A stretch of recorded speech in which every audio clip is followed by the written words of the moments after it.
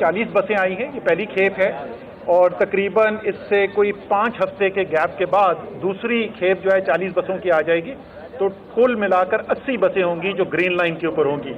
लेकिन जैसे आपको पता है कि ये पूरा एक ट्रांसपोर्ट का निज़ाम कराची के लिए बनाया गया है, और इस मंसूबे के अंदर दो चीज़ें ऐसी हैं जो सिर्फ ग्रीन लाइन के लिए नहीं हैं।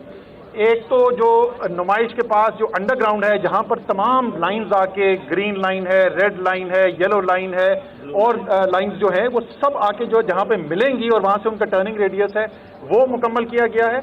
और दूसरा जो कंट्रोल टावर है, कंट्रोल रूम जो है, वो कंट्रोल रूम भी तमाम लाइंस के लिए मुकम्मल कर लिया गया है। तो न सिर्फ ग्रीन लाइन मुकम्मल हो रही है बल्कि बुनियाद डल रही है बाकी तमाम जदीद ट्रांसपोर्ट के निज़ाम के लिए भी। हवाले कर देंगे, जिससे कराची में एक बस भी नहीं चलाई, तो चेक एंड बैलेंस रखेंगे कि वो इस प्रोजेक्ट को सही तरह से चला सके। सर, ये जो पहले इसका जो फैसला किया गया था ना, उसके अंदर सिर्फ इंफ्रास्ट्रक्चर बनाना था वफाकी हुकूमत ने, और उसके बाद जिम्मेदारी सूबे की थी। फिर हमारी हुकूमत आने के बाद हमने इसके अंदर तब्दीली की और फैसिलिटेशन एग्रीमेंट एक साइन किया गया सिंध हुकूमत और वफाक के दरमियान। गवर्नर साहब उसको निगोशिएट करते रहे वफाक की बिहाफ पर, और ये भी बड़ी गलत फहमी है, लोग बोलते हैं 3 साल से काम रुका हुआ था। वो पिछले साल अप्रैल में, मार्च या अप्रैल में, ओकेली को एग्जैक्ट डेट याद होगी, मार्च या अप्रैल में जाके फैसिलिटेशन एग्रीमेंट आखिरकार साइन किया। तो अब न सिर्फ पूरा मुकम्मल करना मंसूबा हमारी वफाक की जिम्मेदारी, पहले 3 साल जो है वो चलाना भी हमारी जिम्मेदारी है।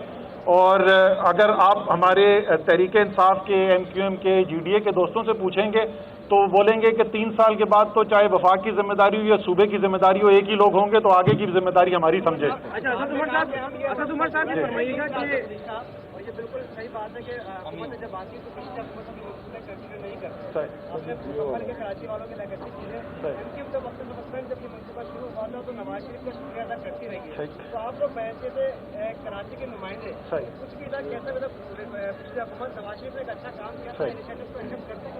सर, हम तो हमेशा करते हैं, और इसीलिए मैंने आपको बताया कि ये मंसूबा पहले शुरू हुआ था। जो उन्होंने काम किया था उसकी हम बिल्कुल मुबारकबाद उनको देते हैं, चाहे वो काम जो है वो मुल्क के अंदर कोई तरक्याती काम हो या वो दूसरे वाली चीज़ जिसकी हम तो हर सारी सच्चाई बयान करते हैं ना। तो वो फिर जब पार्क लेन अपार्टमेंट्स की भी हम बात करते हैं तो वो भी सच्चाई है। तो हम तो अच्छी बुरी जो होती है सब बता देते। जी, आप कुछ कह रहे थे। गवर्नर साहब और आप दोनों सवाल ये है कि के इलेक्ट्रिक के जरिए KMC के जो टैक्स हैं उसकी आप मुखालफत कर रहे हैं कि नहीं लेने चाहिए, लेकिन एक सदारती ऑर्डिनेंस के जरिए एक टैक्स जो है वो लागू किया जा रहा है कमर्शियल सार्फिन के ऊपर, और वो लेना के लिए को आप कह रहे हैं कि वो जायज़ है। तो ये जायज़ और नाजायज़ का फ़र्क कैसे ख़त्म करेंगे? नहीं, जायज़ और नाजायज़ की बात नहीं है। बात यह है कि हम ये कह रहे हैं कि आप किसी का हाथ मोड़ के, यानी बिजली के बिल में अगर इनकम टैक्स लगा दिया जाए तो सारों के इनकम टैक्स कलेक्ट हो जाएंगे।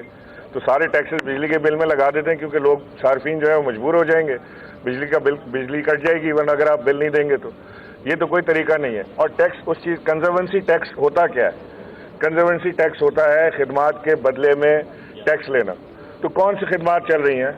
यहाँ पे कचरा उठा नहीं रहे कराची का, नाले कराची के वफाक ठीक करा रहा है, पानी कराची में मौजूद नहीं है, पीने का पानी मौजूद नहीं है, हॉस्पिटल्स नहीं है, यहाँ पे अस्पतालों की हालत देखें, स्कूलों को देखें, स्कूल के डेस्कों को देखें। वो अलीम आदिल शेख पता नहीं किधर है, मैं उसको ढूंढ रहा था, वो सुबह जाके बसों की हालत दिखा के आया है, वो बसों की हालत देखें। ये सारी चीज़ें पहले इनको तो ठीक कराए ना, उसके बाद सारी बात करें। और टैक्स लेने की ताकत इदारे के अंदर खुद होनी चाहिए, ना कि वो दूसरों के कंधे पे चढ़ के इलेक्ट्रिक से जाके सारों के टैक्सेस रिसीव कराए। ये बात ये हैदराबाद में नहीं हो रहा, ये हैस्को नहीं कर रहा, ये सेप्को नहीं कर रहा, वहाँ नहीं करवा रहे। सारे तजुर्बे कराची में होने हैं, ये हमें मंजूर नहीं है। दो चीज़ों को पहले मैं ज़रा 2 चीज़ों के बारे में बात कर लूँ, उसके बाद मैं आपका सवाल ले लेता हूँ। 2 चीज़ों के बारे में बात कर लूँ। एक तो पहली चीज़ ये कि मुझे जिक्र करना चाहिए था, अमीन भाई, ये मैं पहले सोच रहा था, फिर उसके बाद जैसे मैंने कहा मैं अभी सुबह वर्टिगो से उठा हूँ तो मेरी जहन जो है वो थोड़ा सा इतना क्लैरिटी के साथ नहीं जहन। कराची में एक अच्छे ट्रांसपोर्ट निज़ाम की कितनी अहमियत है उसको आपके और मेरी उम्र के जो कराची वाले हैं ना वो समझ सकते हैं। एक बुशरा जैदी के इंसिडेंट से पूरी कराची की सियासत बदल गई थी। तो ये 40 साल उसके बाद भी कराची को एक जदीद निज़ाम ना मिल सका, तो एक मुझे ख़ास खुशी है कि एक ऐसा निज़ाम आ रहा है। दूसरी सेंसस की बात की थी अमीन भाई ने, उसको मैं ज़रूर बताना चाहता हूँ, क्योंकि अल्हम्दुलिल्लाह ये वो भी जिम्मेदारी ये SIBCL कर रहा है जो प्लानिंग मिनिस्ट्री का हिस्सा है पिछले 1 साल से, اور جو سینسس ہے وہ پاکستان بیورو اسٹیٹسٹکس نے کرنا ہے، وہ بھی ایک ذیلی ادارہ ہے پلاننگ منسٹری کا. اس کی جو سمری ہے وہ لوڈ ہو چکی ہے کابینہ کے. اب آپ کو پتہ ہے نا کہ ہم نے وہ جدید نظام کابینہ میں بھی لے آئے ہیں اور وہاں پر پیپر لیس انوائرمنٹ ہے، وہ ٹیکنالوجی بیس ہوتا ہے، ٹیبلٹ کے اوپر اسٹیٹ آ جاتا ہے. تو ہم نے لوڈ کر دیا ہے، انشاءاللہ تعالی منگل کو اس کی منظوری کر دے گی کابینہ. وزیر اعظم سے پیر کو پیر کو وزیر اعظم کے ساتھ اس کا ریویو ہے، اور انشاءاللہ تعالی یہ بھی خوشخبری صرف کراچی کے لیے نہیں، سارے پاکستان کے لیے، کیونکہ کئی علاقے تھے کراچی پاکستان کے جن کو اعتراض تھا. آپ کو پتا ہے یہاں پر سینسس اس ملک میں 10 سال جو آئین کے اندر لکھا ہوا ہے کہ ہر 10 سال میں ہونا، 10 سال بھی نہیں ہوتا رہا. ایک دفعہ 17 سال کے گیپ کے بعد ہوا، ایک دفعہ 19 سال کے گیپ کے بعد ہوا.